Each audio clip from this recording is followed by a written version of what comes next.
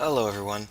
I get asked a lot about voxel optimizations, and there are a lot of things you can do to optimize your voxels, such as getting rid of interior faces and such, but there's one thing that I wanted to illustrate using space engineers, because these guys do it better than anyone else I've ever seen, and that is to optimize your voxels by stretching UV out over extended faces. And I'll explain what that means here. This is a simple voxel. This is a six-faced cube. Each of the faces has four verts. They don't share any verts. The verts are in the same places. So this corner, for example, there are three verts that overlap. But each face has its own individual four verts, and each has its own individual two triangles. And it's not a very large object in terms of how much it takes to render it, but when you've got 20,000 of them, it can get pretty daunting. And that's why optimizations are so important. It's especially important when you're optimizing something like armor or structural hull, when you're going to have a lot of random stuff that just needs to be dealt with all the time. So this guy has thought of, or these people have thought of a really interesting solution. The first step in their solution is that they've girded their voxel in these very simple little girders. These girders are three faces, they're triangles, with two faces as the caps. I think this is a little bit clumsy in terms of how it links up at the edges, as you can see, but it does what it needs to do, and that is it hides the seams. And the reason they have to hide the seams is because their tiles do not repeat. They do not have repeat-safe tiles. Now, if you've ever built, a tile-based RPG or whatever, you know that the struggle that comes from having to have a system where all of your grass repeats well and doesn't look too blocky and that sort of stuff. Same problem with voxels. Theirs don't repeat very well. If I were to take this face here and put it again here and again here, it would look awful. It doesn't even look good when you put this face here and this face here. The edges don't line up right, and they don't look right. But the reason that they don't have tile pattern that works is because they do this really cool trick. So I mentioned that this guy here is six faces, just a cube with six faces.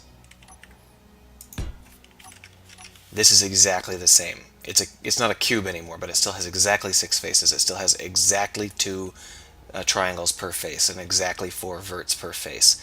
And it still has the same number of girders with the same number of faces. It's just been stretched.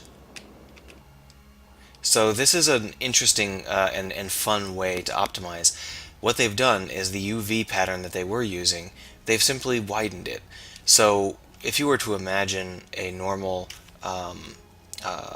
grid of stuff, you might have like grass and then maybe the bottom part of a tree and then maybe the top part of a tree and then maybe a door. You line up all that random stuff so you can use it. What they've got instead is they've got an image that is a plate of metal, and they just chop the image up into whatever tiles they happen to see fit. And as they grow, then they just have more and more of the image showing.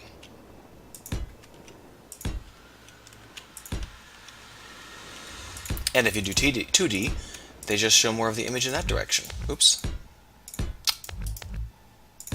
They just show more of the image in that direction. So you get more of the image showing. And the full image actually tiles pretty well with itself. So if I were to stretch this out really, really quite far, we would eventually see it repeat. See? Actually, it might not be... Oh, does it mirror first? Well, whatever. You would eventually start to see repeating patterns in this, and that's fine because it has to be over such great distances that no one would ever really notice or take offense if they did.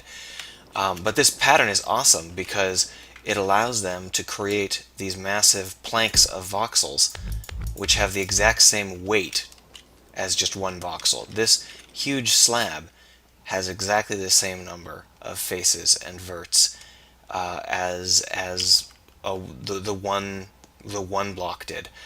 And I think that that's a really clever trick. I'm not sure whether they're doing it quite right with the girding. I have a sneaking suspicion that they are not stretching the girders correctly and are instead duplicating them, but that's something I'm actually not a big fan of how they've handled their girders. They never really sat well with me, but they look pretty damn nice if you don't look at them too closely and don't think about what they're there for.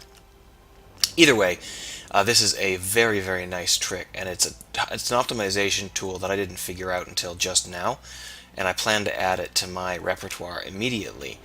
The only problem with this is that it doesn't work very well with the palette-based face system I've been using.